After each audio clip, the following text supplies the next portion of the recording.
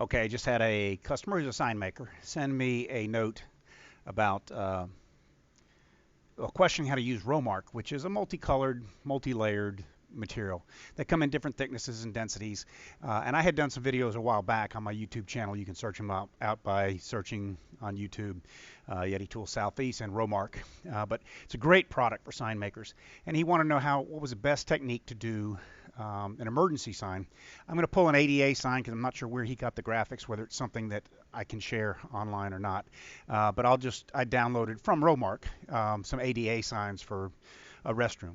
So it's got the graphical figures of a male and female and the word restroom.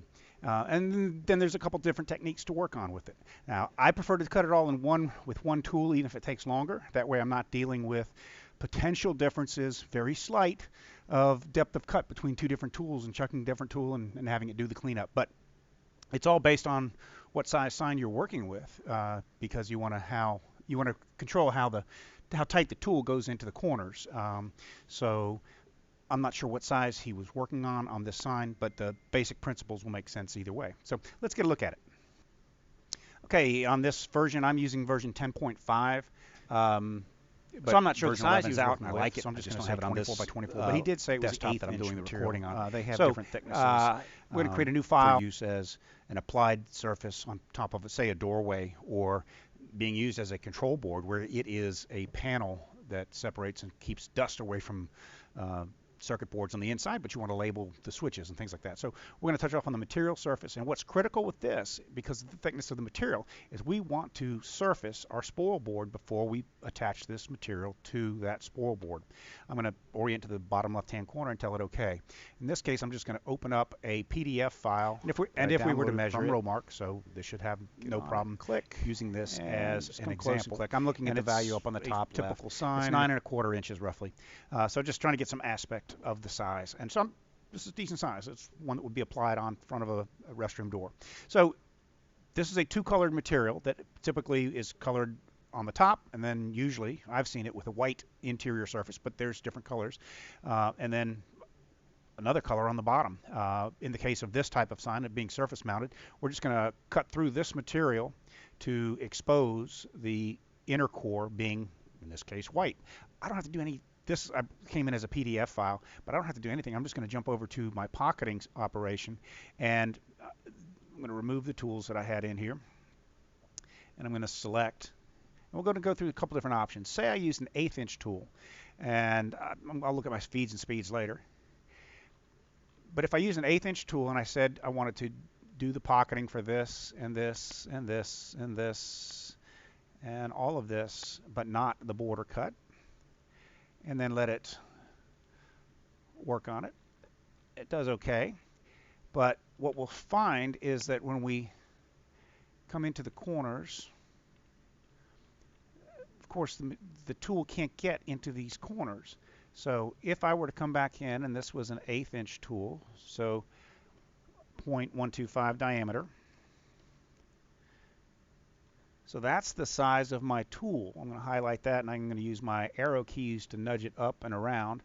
So basically, I can cut the R, but it's going to leave this rounded section in all of my hard corners. And that may not be a look I want, so I can change to a different tool and then come in with a tool to come in and clean that up. And the way to do that, we're going to go back to that pocketing operation, and then I can select a different tool, and I could say I'm just going to do a 1/32 end mill. I don't have it set up in this directory, so I'll apply it. And this is just going to come in, and it's going to pocket those shapes out with the different tools, 1/4 inch, an 1/8 inch being first, and then coming in with a 32nd to clean it up. So it's 30 seconds just going to clean up those areas. And so we'll just let it go with that, and we'll tell it to calculate. And then it does it two different ways. It's going to say I've got the pocketing tool, which if I hover on top of it is my 1/8 inch tool, and then I've got my pocket 1, which is my finish cut basically with that, and it's a 32nd. And if you look at this, then reset the preview and preview all. Get rid of that. Now we have nice, very hard, dense, control key, very nice hard corners. And it's a tapered shoulder because this was a tapered end mill as opposed to a straight 32nd with a smooth bottom. So you can play with that different ways. And we'll recalculate everything. So that's one way to do it, but that's going to take some time. And I didn't select this, so I'm going to go back into it and select the female shape and calculate, and there we are. And you'll see this gives us a heads up. The 1/8 inch tool couldn't get in here, so we had to use the 32nd tool and pocket that away. Everything, all the other letters, it was able to do the basic runaround on everything, and as well as this line. So that's kind of interesting because it lets us see that we may want to try it with a smaller bit, and if we don't want to do a tool change. So what will we do there? So I can double click on it. So basically that's it. That's how I would cut this if I wanted to have a perimeter cut that had shoulders to it, as opposed, so I would use a tapered end mill. And you could use an engraving bit. There's any number of different bits that you could use, but that would taper the shoulder at the perimeter of this, as well as get into these corners of the letters properly. So if we turn this on, that lets you see what is using the tapered bit where it's getting. So it's going to taper all the shoulders and then clean up in this area. Now, if because of the size or the scale or the scope, you don't want to do the tool changes and you just have a lot of them to do, you may prefer to not do it that way and just use a smaller bit. So I'm going to take the 32nd out, and I'm going to double click on, I'm going to remove the 1/8 inch end mill as well, and I'm going to select a 1/16 inch bit. And again, I'll look at feeds and speeds later. I'm not worrying about that now. Again, the rest, the vectoring and how I raster it, that's fine. And then I tell it to go, and that puts us in everywhere. And I'm in the M as well. So that may be close enough. And so reset the preview all, and we see some pixelating. I'm recording this on a desktop that I think it's 1280 by 720. It's not great resolution on this particular laptop.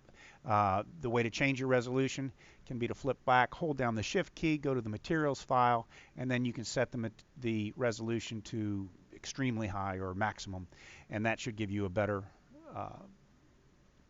finish resolution. It just takes longer to process.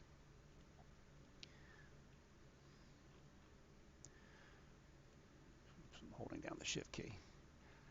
And there we are. So that's, with the 16th inch bits, that's a 32nd radius. So I would say that would be fine. And then I could set up as many of these as I have by either doing a tiling of the array or dropping these across however wide the sheet is. If I'm doing this off of an offcut, if it's, I think I've grabbed a 2x3 foot sheet. They of course come in 4x8 sheets as well, but I did some sample work in the past with a smaller panel that I picked up locally after the first cuts that I did on what the customer had provided as a prototype wasn't going to work with the font that he had and the text size that he specified. It wasn't going to work with the thickness of the material, because in that particular product, that was a 1/4 inch thick product of theirs, and it had a thicker top skin before you got down to the second color. So that's how we do it. So when you do the pocketing, either set up different tools and come on down to the final tool being the tool that you're going to want to use around the border. So that will set the shoulder, and that could be a 60 degree or a 90 degree, depending on what you're doing. And you'll visually see it here. So that's the great thing about VCarve, is it's what you see is what you're going to get.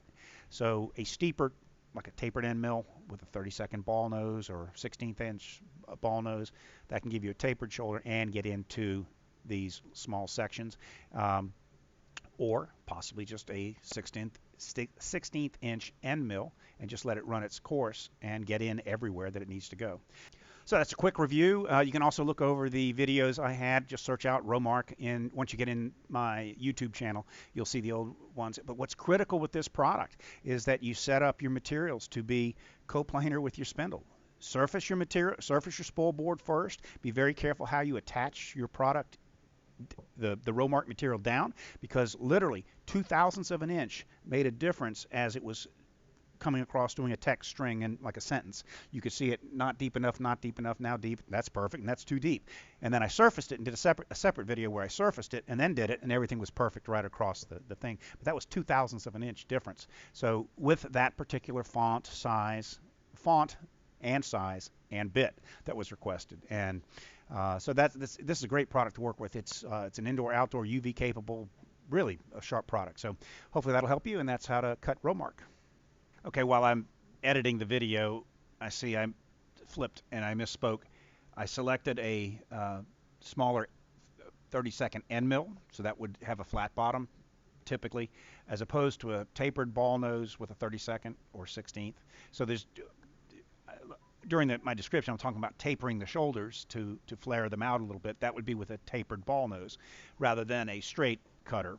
But again, they're going to give a different look. Sometimes you want a nice, clean, straight drop, and other times the flare out is better based on the font and the readability. But also, again, the visualization through VCarve is strong. So misspoke, but we get the idea. I'm not going to redo the video. I'm going to keep moving. Thanks.